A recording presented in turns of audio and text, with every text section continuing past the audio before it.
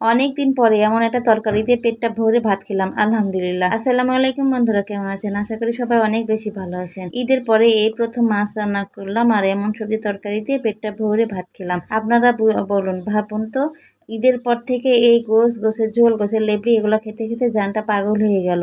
আর কত খাওয়া যায়? গোশ এত দামি খাবার হওয়ার সত্ত্বেও কয়েকদিন খেয়ে বেরোস হয়ে গেছে। তাহলে বুঝুন, ছেলে মানুষেরা নিজের বউকে ছেড়ে অন্যের বউয়ের সাথে কেন পিছে পিছে ঘুরে। আচ্ছা, বাদ দেন সেই কথা। ছেলে মানুষদের ব্যাপার, ওরা বুঝে নিবে। আজকে আমি রান্না করেছিলাম স্বাধীনের ডাঁটা আলু দিয়ে রান্না করেছিলাম, মাছ ঝোল করেছিলাম আর সজনে পাতা ভর্তা করেছিলাম।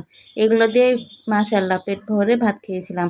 আমার বাসার সকলেই ভাত খেয়েছিল। এই ঈদের পর থেকে এখন পর্যন্ত শুধু এটা সেটা দিয়ে এই গোশ রান্না করা, গোশের লেবড়ি এগুলো দিয়ে বারবার খাওয়া হচ্ছে। আমি প্রথমে সকালবেলা উঠে খিচুড়ি করেছিলাম। সেই খিচুড়ি খাওয়ার পরে আগে আমি সবগুলো জোগাড় করে নিয়েছি, কেটে বেছে ধুয়ে নিয়ে তারপরে রান্না চড়িয়ে দিলাম। মাছের ঝোল হচ্ছে এদিকে। এদিকে আমি কাঁঠাল ভাঙতে বসেছি। কাঁঠাল ভাঙা হয়ে গেল। কাঁঠাল ভেঙে তারপরে দিচ্ছিলাম পড়োশিদের। সবাই মিলেমিশে তো খাওয়া উচিত, তাই না? বছরের একটা ফল। কাঁঠাল আমি তেমন পছন্দ করি না, তারপরে বছরের একটা ফল একবার তো খাওয়াই লাগে। মাঝে মধ্যে একবার করে খাই। আমার ছেলে কিন্তু অনেক পছন্দ করে, বড় ছেলে। ছোট ছেলে তেমন খায় না, ওই তো বুঝে না এখনও খাওয়া তেমন। তো বড় ছেলে অনেক সুন্দর করে খায়, ওকে আমি ভেঙে দিলাম, খেলাম, মানুষকে দিলাম, মানে পড়োশিকে। তারপরে এই যে রান্না করতে আবার চলে আসলাম। আমি আজকে সবগুলো রান্না করেছি পাটায় বেটে মশলা করে। এই জন্যই হয়তো তরকারিগুলো আজ এত স্বাদের হয়েছিল। প্রথমে আমি তেলানি করে নিব সজনে ডাঁটার জন্য। সজনে ডাঁটার জন্য আমি পেঁয়াজ দিয়ে তেল দিয়ে তারপরে পেঁয়াজটাকে একটু লাল লাল করে ভেজে নিব। পেঁয়াজটা ভাজা হয়ে গেলে তাতে আদা বাটা, রসুন বাটা আর সরিষা বাটা। আমি এই সজনে ডাঁটার জন্য আজকে সরিষাটাও বেটে নিয়েছিলাম। সরিষা দিয়ে একটু স্পেশালভাবে রান্না করতে চেয়েছিলাম। অনেকেই সরিষা বাটা দিয়ে ইলিশ খায়, এটা সেটা তরকারি খায়।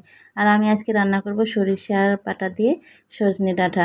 অনেকে অনেকভাবে খায়, এটা হাতে মেখে দিয়ে খায়, কেউ চচ্চড়ি খায়, কেউ মাছ দিয়ে ঝোল করে খায়। আমি অনেকভাবে খাই, এভাবে কিন্তু আমাকে ভালো লাগে। এটা বিশেষ করে আমার স্বামীর অনেক পছন্দ। তেলানিটা অনেক সুন্দর হয়েছে, দেখছেন তেলানিটা কত সুন্দর হয়েছে। তেলানির কষানোর মশলাগুলো দেখেই মনে হয়েছে যে এক বাটি ভাত খাওয়া হয়ে যাবে। তারপরে এই যে দেখুন কত সুন্দর কালার হয়েছে আমার তরকারিটার। আমি সবগুলো মশলা দিয়ে নেড়ে চেড়ে সিদ্ধ করতে দেবো। অল্প একটু পানি দিয়ে সিদ্ধ করবো, নাহলে ডাঁটাগুলো সিদ্ধ হওয়ার পরে ভেঙে যাবে। ভেঙে গেলে কিন্তু তরকারিটা তেমন স্বাদ লাগে না। কালারটা দেখেই বোঝা যাচ্ছে কত স্বাদের হয়েছে।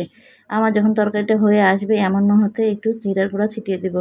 ছিটিয়ে দিয়ে ভালোভাবে নেড়ে চেড়ে নামিয়ে নিব। তারপরে এই যে খেয়ে দেখার পালা। খেয়ে দেখেন কত মজার হয়েছে। খেয়েই আপনাদেরকে বলছি কত সুন্দর হয়েছে।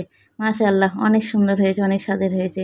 এই সবজিগুলো দিয়ে মাঝে মধ্যে আপনারাও ভাত খেয়ে দেখবেন কত সুন্দর লাগে।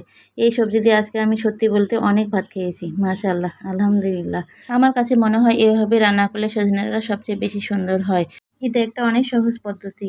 এই সজনে ডাঁটা, মাছের ঝোল, মাছ আর হচ্ছে আপনার সজনে পাতার ভর্তা।